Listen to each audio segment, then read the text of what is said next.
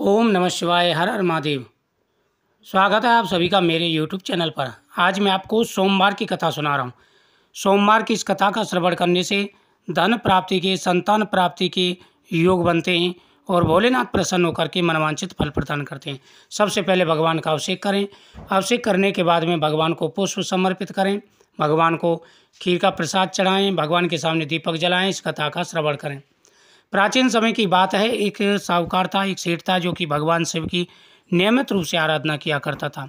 भगवान शिव की आराधना करता था वह संतान प्राप्ति के लिए। एक बार माता पार्वती ने कहा कि प्रभु, यह साहूकार काफ़ी समय से आपकी आराधना कर रहा है, आपको इसकी मनोकामना पूरी करनी चाहिए। भगवान शिव बोले कि देवी, यह पृथ्वी कर्म क्षेत्र है, मृत्युलोक कर्म क्षेत्र है।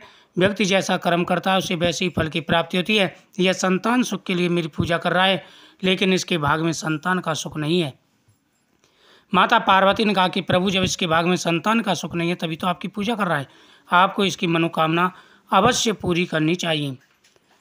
साहूकार ये सारी बातें सुन रहा था। भगवान शिव ने कहा ठीक है देवी, तुम्हारे कहने से मैं इसको एक संतान का वरदान देता हूँ, लेकिन वह संतान सिर्फ 12 साल की जीवित रहेगी, यानी इसके पुत्र का आशीर्वाद देता हूँ, वह 12 साल ही जीवित रहेगा। अब सेठ सुन रहा था, ना उसे ज़्यादा प्रसन्नता हुई ना ही उसे दुख हुआ, बल्कि वो पहले की तरह भगवान शिव की पूजा करता रहा, भगवान शिव की वह आराधना करता रहा।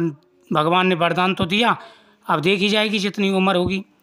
उसके बाद में कुछ समय के बाद में उसकी पत्नी जो गर्भवती हुई और सुंदर पुत्र का जन्म हुआ। धूमधाम से खुशी मनाई जाने लगी, लेकिन साहूकार को तो पता था, इसलिए उसने अपनी पत्नी को भी नहीं बताया था, उसने भी खुशी मनाई। उसके बाद में जैसे लड़का 11 साल का हुआ तो उसकी माँ बोली कि स्वामी, अपने पति से, साहूकार से, कि आप ऐसा करिए, इसकी अब विवाह कर दीजिए। उसने कहा अभी मैं इसका विवाह नहीं करूँगा, पहले से काशी जी पढ़ने भेजूँगा, उसके बाद इसकी विवाह की तैयारी करूँगा। तो उसने अपने साले को बुलाया, कहा कि ऐसा करो, इसको ले जाओ और काशी जी पढ़ने के लिए ले जाओ, रास्ते में दान पुण्य करते जाना, यज्ञ अनुष्ठान करते जाना। उसने कहा ठीक है। रास्ते में जा रहे थे, यज्ञ अनुष्ठान करते जा रहे थे, एक नगर में रुके।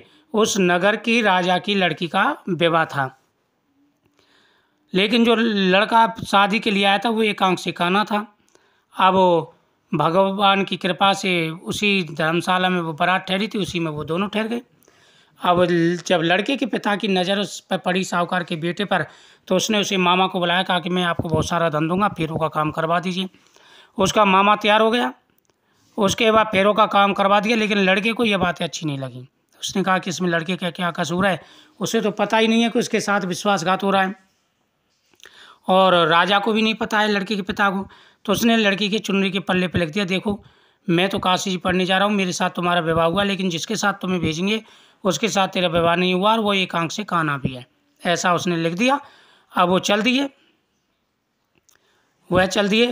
अब वो रास्ते में वो वहाँ पर रुकते जा रहे थे, यज्ञ अनुष्ठान करते जा रहे थे, वो काशी जी पहुँच गए। इधर लड़की ने जब चुनरी के पल्ले पर लिखा हुआ देखा तो अपने पिता को बुलाया, कहा कि देखिए पिताजी, ये क्या हो रहा है।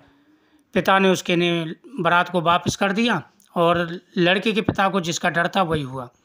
इधर वो काशी जी पहुँच के लड़के ने पढ़ना प्रारंभ कर दिया और उसके मामा ने जो यज्ञ अनुष्ठान करना प्रारंभ कर दिया। एक बार मामा भांजे दोनों यज्ञ अनुष्ठान कर रहे थे, तभी भांजे के सिर में जोर से दर्द होने लगा। उसने कहा मामा, मेरे सर में दर्द हो रहा है। उसने कहा ठीक है, आप अंदर जा कर के लौट जाइए। अंदर गया, उसके प्राण निकल गए। मामा ने यज्ञ अनुष्ठान पूरा किया और आकर के देखा तो उसका भांजा तो मृत पड़ा है। अब वो रोने चीखने लगा। भगवान शिव और माता पार्वती देव योग से उधर से जा रहे थे। भगवान शिव ने देखा तो ये तो वही साहूकार का लड़का है। माता पार्वती ने कहा कि प्रभु आप इसे जीवित करिए, नहीं तो इसके माता पिता रो रो के मर जाएंगे। भगवान शिव ने उसे दोबारा से जीवन दान दिया। फिर वो भगवान शिव की पूजा करके वापस उसी नगर में आए। वहाँ के राजा ने उनको पहचान लिया। अब राजा तो बड़ा प्रसन्न हुआ। राजा उनको खुशी के साथ अपने राज्य में ले गया। ले जा कर के वहाँ पर राजा ने उनकी खूब खातिरदारी थी। लड़की भी प्रसन्न हो गई। अब राजकुमार ने लड़की से कहा, साहूकार के बेटे ने, ऐसा है हमें काफ़ी समय हो गया है, अब हमें अपने घर चलना चाहिए। तो वो अपने घर के लिए तैयार हुआ। उसने अपने पिता से कहा कि पिताजी देखो, हमें काफ़ी समय हो गया है और ये भी कह रहे हैं अब इनको अपने घर जाना है। राजा बोला बड़ी बात है, अच्छी बात है, प्रसन्नतापूर्वक अब राजा ने उनको बहुत सारे हाथी घोड़े दिए, बहुत सारा धन दिया। दोनों अपने राज्य में पहुँचे। उसने नौकर को भेजा तो उसके माता पिता घर की छत पर बैठे हुए थे। उसने कहा कि अगर हमारा बेटा सकुशल आया तो हम उतरेंगे, नहीं तो कूद के जान दे देंगे।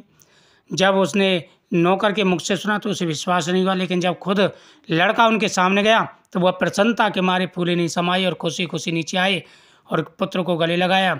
सारी बात पूछी तो उन्होंने सारी बात बता दी।